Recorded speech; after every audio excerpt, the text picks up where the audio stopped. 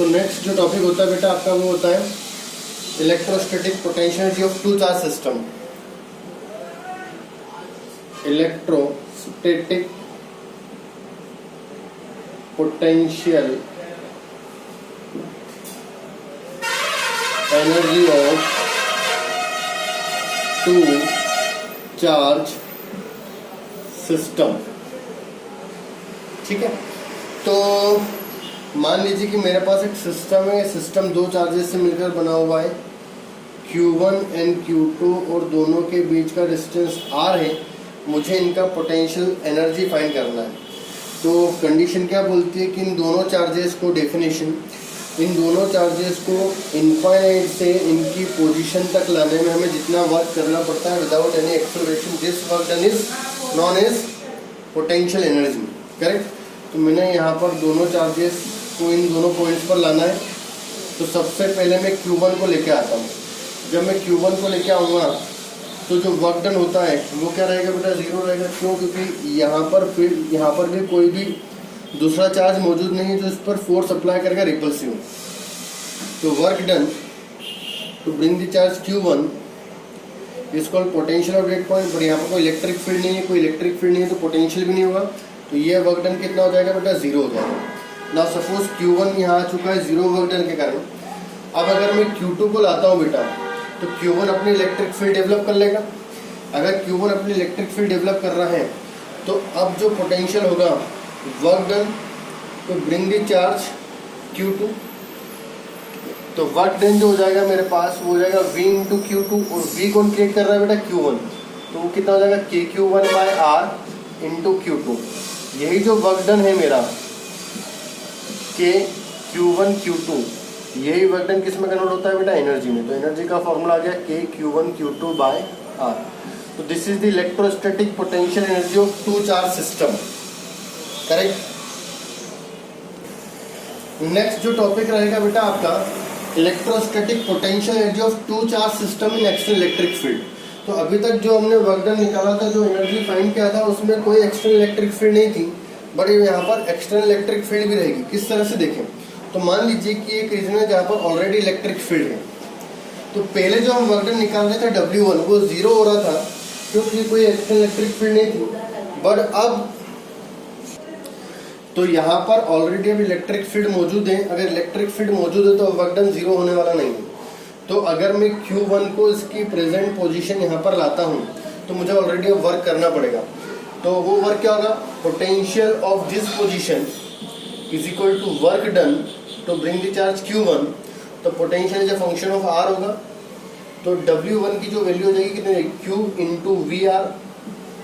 Correct.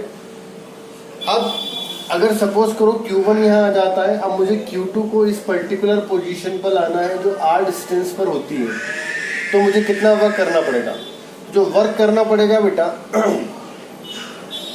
वो work दो होगा। एक तो यहाँ से निकलेगा VR इंटू Q2 प्लस ये Q1 भी अपना पोटेंशियल यहाँ क्रिएट करेगा। तो हो जाएगा K Q1 into R into Q2।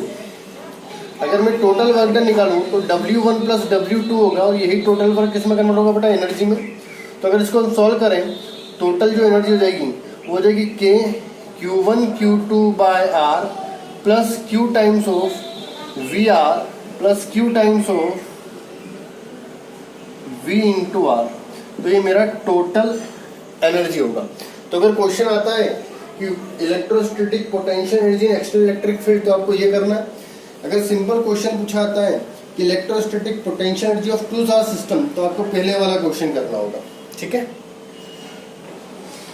Next जो आपका टॉपिक होता है बेटा it is equi potential surface. Topic क्या है आपका, इक्वी पोटेंशियल सरफेस। अब नाम से पता चल रहा है बेटा इक्वी पोटेंशियल सरफेस क्या होती है। ऐसी सरफेस जिनकी हर एक पॉइंट पर पोटेंशियल क्या होना चाहिए, इक्वी मतलब इक्वल होना चाहिए। ऐसी सरफेस को हम क्या बोलते हैं बेटा, इक्वी पोटेंशियल सरफेस।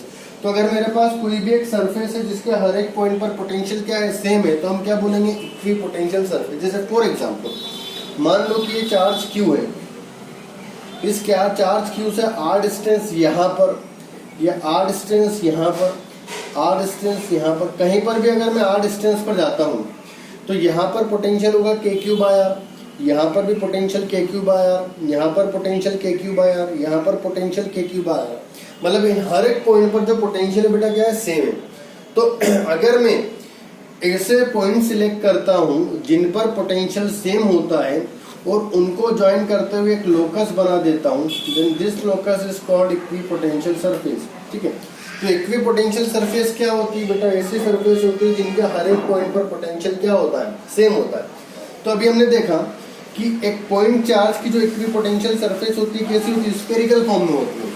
ये 2D डायग्राम है, क्योंकि बोर्ड पे बना रहा तो आपको सर्कल दिख रहा है, अदरवाइज किस फॉर्म में होगी बेटा, स्फीयर के फॉर्म में होगी। तो equi potential surface of point charge is sphere.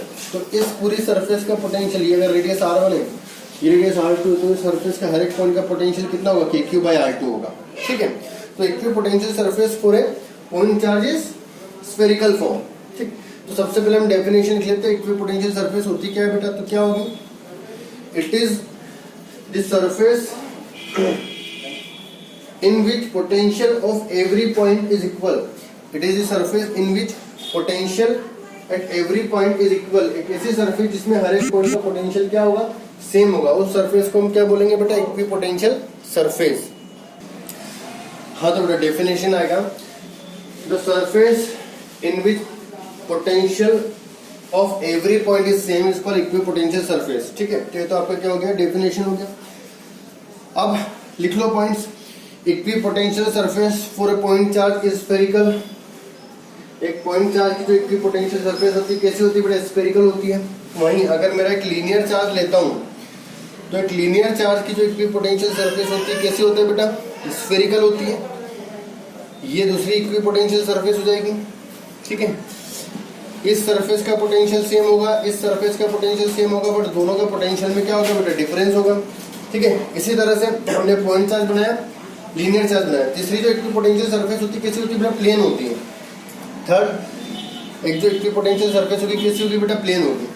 ठीक है, तो तीन तरह की मेरे पास इक्वी पोटेंशियल सरफेस होती है। करेक्ट, चलो, तो ये तो इक्वी पोटेंशियल सरफेस हो गया। अब इक्वी पोटेंशियल सरफेस की प्रॉपर्टीज होती है। तो सबसे पहली प्रॉपर्टी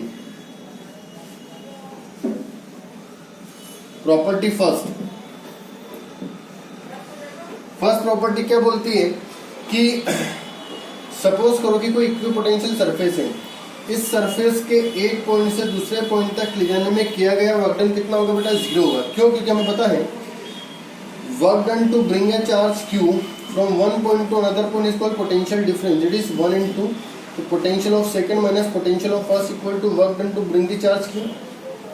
बराबर, चलिए अब यहाँ पर दो मेरे पास ये V1 क्या है बेटा, पॉइंट 1 का पोटेंशियल, V2 क्या है, पॉइंट 2 का पोटेंशियल। बड़ी कौन सी सरफेस है, इक्वी पोटेंशियल सरफेस, तो दोनों पॉइंट का पोटेंशियल क्या होगा, सेम होगा। अगर दोनों पॉइंट का पोटेंशियल सेम होगा तो पोटेंशियल डिफरेंस 0 हो गया, तो वर्क डन कितना हो जाएगा बेटा, 0। तो हम बोल सकते हैं कि इक्वी पोटेंशियल सरफेस पर किसी भी एक चार्ज को एक पॉइंट से दूसरे पॉइंट तक मूव करवाने में किया गया वर्क डन कितना होता है, 0 होता है। ठीक है, तो फर्स्ट प्रॉपर्टी हो गई कि वर्क डन जो होगा इक्वी पोटेंशियल सरफेस पर मूव करवाने में किसी भी चार्ज पार्टिकल को क्या होगा बेटा, 0 होगा। अब अगर वर्क डन 0 है, ठीक है, हमें पता है वर्क डन क्या होता है बेटा, वर्क डन होता है force into displacement vector. Displacement along the surface हो रहा है, मतलब सपोज करो कि अगर ये सरफेस है तो डिस्प्लेसमेंट ऐसे हो रहा है, मतलब सरफेस के पैरेलल। ठीक है, तो वर्क डन जो हो जाएगा, फोर्स होता है Q into displacement, Q into E into displacement into cos theta, dot product solve करेंगे कॉस थीटा आएगा। Theta is the angle between surface and electric field. अब वर्क डन कितना होता है बेटा, 0 होता है। अगर वर्क डन 0 हो रहा है इसका मतलब कॉस थीटा 0 होगा, क्योंकि ये क्वांटिटी 0 होना पॉसिबल नहीं है, और कॉस थीटा 0 तब होता है जब एंगल 90 डिग्री हो। इसका मतलब इलेक्ट्रिक फील्ड और सरफेस के बीच में हमेशा एंगल कैसा होगा, 90 डिग्री। मतलब जो इलेक्ट्रिक फील्ड होती है बेटा वो हमेशा इक्वी पोटेंशियल सरफेस की कैसे होती है, परपेंडिकुलर होती है। तो सेकंड प्रॉपर्टी क्या हो गई कि electric field is always perpendicular to the equipotential surface. This is the second property कि जो इलेक्ट्रिक फील्ड होती है वो हमेशा इक्विपोटेंशियल सरफेस की कैसे होती है बेटा, परपेंडिकुलर होती है। ठीक है, अब अगर हम नेक्स्ट प्रॉपर्टी की बात करते हैं, नेक्स्ट प्रॉपर्टी थर्ड प्रॉपर्टी, तो ये कंफर्म हो गया कि जो इक्विपोटेंशियल सरफेस होती है वो इलेक्ट्रिक फील्ड के परपेंडिकुलर होती है। तो मान लो कि एक इक्विपोटेंशियल सरफेस ये वाली है और एक इक्विपोटेंशियल सरफेस जो है वो ये वाली है। ठीक, इसमें जो इलेक्ट्रिक फील्ड होगी वो ऐसी होगी और इसकी इलेक्ट्रिक फील्ड इसके परपेंडिकुलर होगी। तो अगर यहाँ पर दो इलेक्ट्रिक फील्ड देखा जाए तो एक दूसरे को इंटरसेक्ट कर रही है, बट दो इलेक्ट्रिक फील्ड एक दूसरे को इंटरसेक्ट नहीं करती। अगर दो इलेक्ट्रिक फील्ड एक दूसरे को इंटरसेक्ट नहीं करती, इसका मतलब दो इक्विपोटेंशियल सरफेस भी एक दूसरे को इंटरसेक्ट नहीं कर सकती है। वो इतना क्लियर। इसका मतलब ये हुआ कि दो इक्विपोटेंशियल सरफेस जो होगी वो एक दूसरे को इंटरसेक्ट नहीं कर पाएगी। अगर करेंगी तो इलेक्ट्रिक फील्ड लाइंस भी इंटरसेक्ट करेंगी, but electric field lines intersect करना पॉसिबल नहीं है, क्योंकि इंटरसेक्ट करेंगे तो एक ही पॉइंट पर हमें दो टेंजेंट मिलेंगे, तो दो डायरेक्शन को रिप्रेजेंट करेंगे, जो कि पॉसिबल नहीं हो पाएगा। तो ये क्या हो गई बेटा, नेक्स्ट प्रॉपर्टी हो गई किसकी, इक्विपोटेंशियल सरफेस की। तो इस तरह से आपको क्वेश्चन आ सकता है कि what is equipotential surface and draw the equipotential surface and give the example of equipotential surface. तो आप इस तरह से इक्विपोटेंशियल सरफेस ड्रॉ कर सकते हैं, करेक्ट। अब जो नेक्स्ट टॉपिक होता है बेटा आपका वो क्या होता है, relation between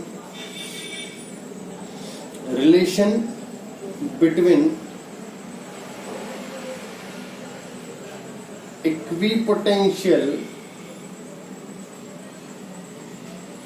surface and electric field. तो मान लीजिए कि एक क्यू चार्ज है, क्यू चार्ज की इलेक्ट्रिक फील्ड की हम बात करते हैं, तो कोई दूसरा चार्ज पार्टिकल, ये पूरे क्यू चार्ज की इलेक्ट्रिक फील्ड हो गई यहाँ पर। अब इस क्यू चार्ज की इलेक्ट्रिक फील्ड में r डिस्टेंस पर एक टेस्ट चार्ज क्यू नोट रख देते हैं इसकी इलेक्ट्रिक फील्ड में, और इस क्यू नोट को थोड़ा सा डिस्प्लेस करवाते हैं dr। तो जो वर्क डन हो जाएगा मेरे पास वो कितना हो जाएगा बेटा, force vector into displacement vector. अब ये क्यू इस क्यू को रिपेल करेगा तो जो फोर्स वेक्टर आएगा वो इधर आएगा, दोनों के बीच का एंगल 180 डिग्री हो गया बेटा। तो सॉल्व करेंगे तो 180 डिग्री cos 180 माइनस आएगा, तो f into D R cos 180 minus हो जाएगा। Now value of force at that instant, instant पर जो फोर्स होगा क्या होगा, क्यू नोट इंटू इस पॉइंट पर electric field into D R. अब अगर मैं डी डब्ल्यू में क्यू नोट को डिवाइड कर देता तो आता है बेटा minus of E into D R.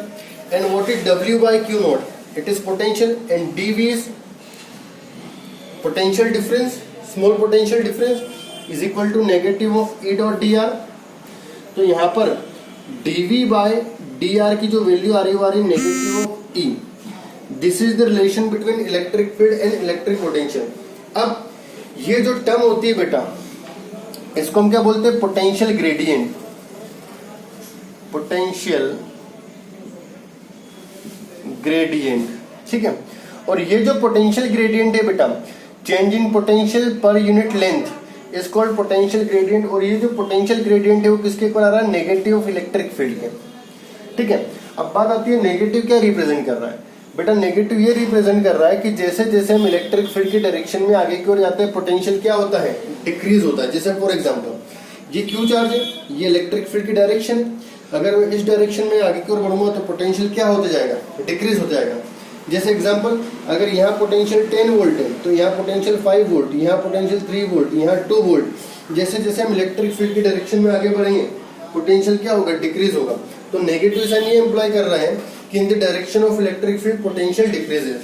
ठीक है, अब यहाँ से एक और रिलेशन डिराइव हो सकता है बेटा, और वो जो रिलेशन है क्या होगा देखें। जैसे फॉर एग्जांपल मान लीजिए इसी रिलेशन को अगर मैं लेता हूँ तो dv is equal to negative of E d r.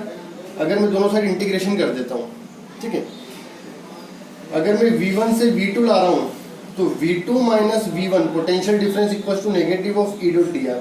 तो यहाँ पर ये पोटेंशियल डिफरेंस का रिलेशन आएगा किससे, इलेक्ट्रिक फील्ड से। ठीक है, तो ये रिलेशन जो है बहुत ज्यादा इंपॉर्टेंट होता है, जो आपको क्लियर होना चाहिए। ठीक है, तो यहाँ तक जो हमारा पोर्शन था वो पोटेंशियल का था। इसके बाद हम यहाँ पर कैपेसिटेंस भी अब ऐड करते आएंगे। ठीक, तो यहाँ तक आपका जो पोटेंशियल होता है वो कवर होता है।